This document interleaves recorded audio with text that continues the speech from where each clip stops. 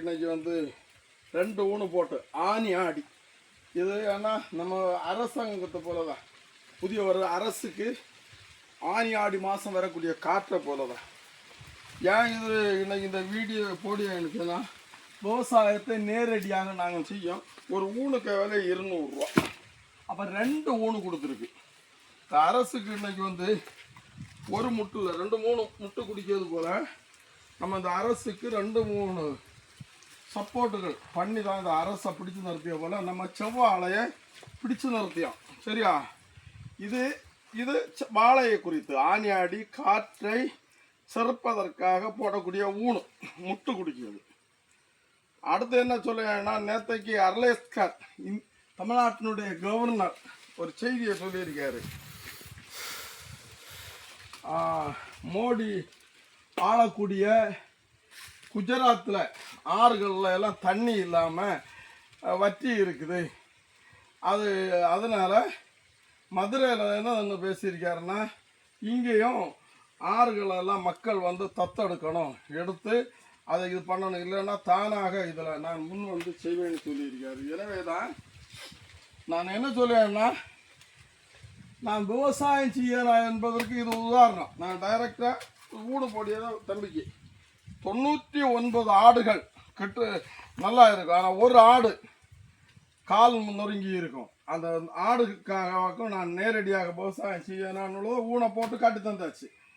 உனக்கு தம்பிக்கு என்ன சொல்ல வரேன்னுதுன்னா, நீ கெட்டு போகக்கூடாது. விமர்சனங்களை நாங்கள் உள்வாங்குவோம். ஆனாலும் தமிழகத்தில் இன்னைக்கு இந்த திடக்கழிவு எல்லாரும் குப்பையாக கொட்டிகிட்டே இருக்காங்க ஆறுகளில். இதையெல்லாம் வந்து மாற்றி நீரோடைகளை கிளியர் பண்ணணும். அப்போ தான் தண்ணீர் பிரச்சனை முடியும். அதே மாதிரி தான் பல்வேறு விஷயங்களை இன்னைக்கு இந்த அரசு ஊழலை ஒழிக்கணும்னு நிற்கிது. அதுக்கு அத்தனை பேரும் பொதுமக்கள் ஒத்துழைப்பு கொடுக்கணும். அதிகாரிகளுக்கு ஒத்துழைப்பு இல்லைனாலும் பொதுமக்களுடைய ஒத்துழைப்பு ரொம்ப தேவை இருக்குது. இதுக்கு முந்தைய இதில் மரியாதைக்குரிய பன்னீர்செல்வம் ஆட்சியை விட்டு இறங்கினாங்க. அது தவறானது. இது மைனாரிட்டி அரசு. எடப்பாடி அவங்க என்ன சொன்னாங்க, ஒரு நெருக்கடி சசிகலாவும் கொடுத்த நேரத்தில் பன்னீர்செல்வம் விட்டு சென்றாங்க.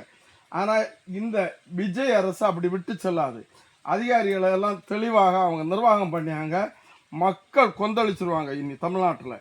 எனவே இந்த அரசுக்கு ஒட்டுமொத்த மக்களும் ஒத்துழைப்பு கொடுங்க.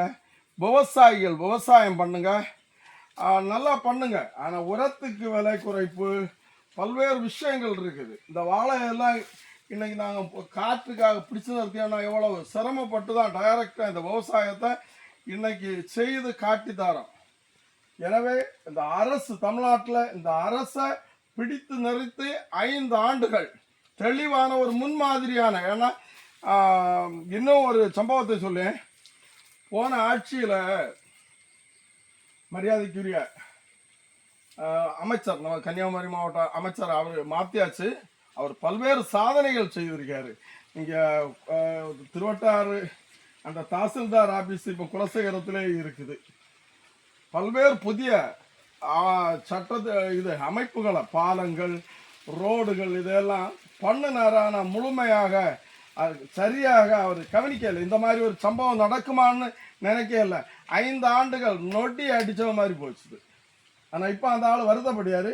ஆனால் அந்த ஆள் பல்வேறு இந்தியா குடியுரிமை சட்டத்தை பற்றியெல்லாம் பேசியார். உடனே பின்னால் போய் கமாண்டில் இங்கே மலை விழுங்கி அது இதென்னெல்லாம் சொல்லுது. அந்த மலை விழுங்கி என்னெல்லாம் சொல்லியதுக்கு நான் சொல்லேன், ரோடுகள் போடணுன்னா கட்டாயம் பாறைகள் அடிக்கப்படணும். நீங்கள் இப்போ இந்த மாதம் நம்ம 2ஆம் தேதி இன்னைக்கு பேசிகிட்டு இருக்கோம். பாறையே அடிக்காமல் ரோடு போட முடியுமா?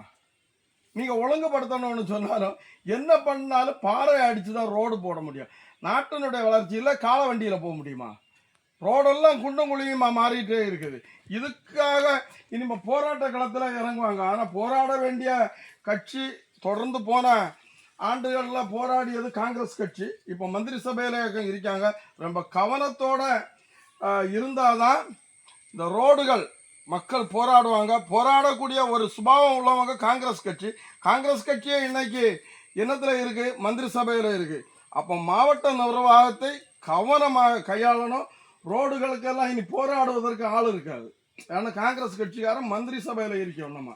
எனவே அதை மாவட்ட நிர்வாகத்தை ரொம்ப துரிதப்படுத்தி சாலைகளெல்லாம் சரியாக போடுறதுக்கு முயற்சி பண்ணுவோம். ஒரு விவசாயி இன்னும் காமராஜ் காலத்தில் உள்ள ஐயா காமராஜ் காலத்தில் உள்ள ஒரு அரசியல் சிந்தனையோடு தான் இதை பேசிகிட்டு இருக்கோம். அடுத்த வீடியோவில் அடுத்து வரேன். நன்றி.